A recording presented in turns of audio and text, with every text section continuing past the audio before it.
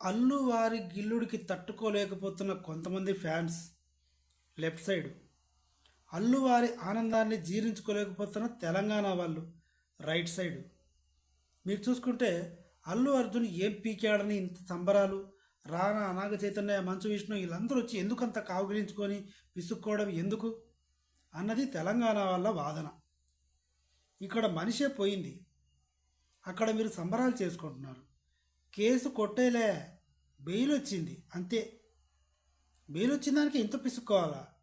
వచ్చి సంతకం పెట్టి పోవాలి పోలీస్ స్టేషన్కి వచ్చి, క్యా బాత్ కర్తా హై తు అన్నట్లుగా ఉంది.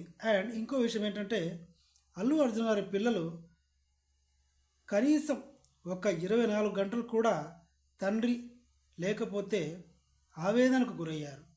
కానీ అక్కడ తన తల్లి బతుకుందో లేదో కూడా తెలీదు. తన తల్లి ఇదిగో ఈవిడే అని ఫోటో చూపిస్తే కూడా గుర్తు పట్టలేని పరిస్థితి. కోమాలో ఉన్నాడు ఆ అబ్బాయి.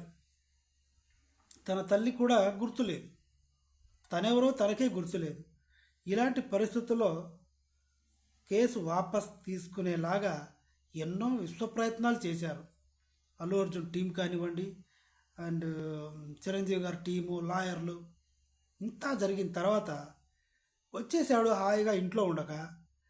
బయట ఎక్కడో ఫామ్ హౌస్లోనో శుభ్రంగా మీటింగ్ పెట్టుకొని 4 విస్కీలు 4 బ్రాందీలు తాగేసి పడుకోక కెమెరాల ముందు బిల్డప్ ఇచ్చారు. కౌగిలించుకొని ఏదో యుద్ధం గెలిచినట్లుగా చేశారు. ఇంత చేస్తే మండుతుంది, ఎవరికైనా మండుతుంది, నాకైనా మండుతుంది. దేనికి? సినిమా రిలీజ్ అయ్యి సక్సెస్ అయిన తర్వాత సక్సెస్ మీట్ పెట్టుకోలేకపోయారు. ఎందుకు పెట్టుకోలేదు? ఆవిడ చనిపోయింది కాబట్టి. ఇప్పుడు కూడా ఆవిడ ఏమైనా లేచి వచ్చిందా? చచ్చిపోయింది కదా. ఆ బాధలో ఆ ఫ్యామిలీ ఉంది. నిజానికి అల్లు అర్జున్కి ఆవిడ చనిపోవడానికి సంబంధం లేదు అనుకుంటే కూడా ఆయన వచ్చి నాకు సంబంధమే లేదు నా భార్య చనిపోవడానికి అని చెప్పడం వల్ల కూడా బెయిల్ వచ్చింది. ఆ ఎవిడెన్స్ వల్ల బెయిల్ వచ్చింది. మరి అలాంటప్పుడు ఇలా వేడుకలు జరుపుకోకూడదు.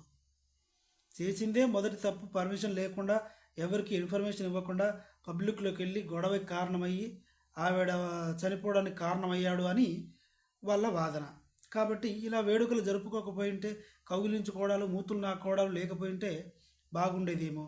ఇప్పుడు అనవసరంగా ఇంకో వివాదంలో ఇరుక్కున్నట్టుగా అయ్యింది. వీడియో నచ్చితే సబ్స్క్రైబ్ చేయండి. Thank you.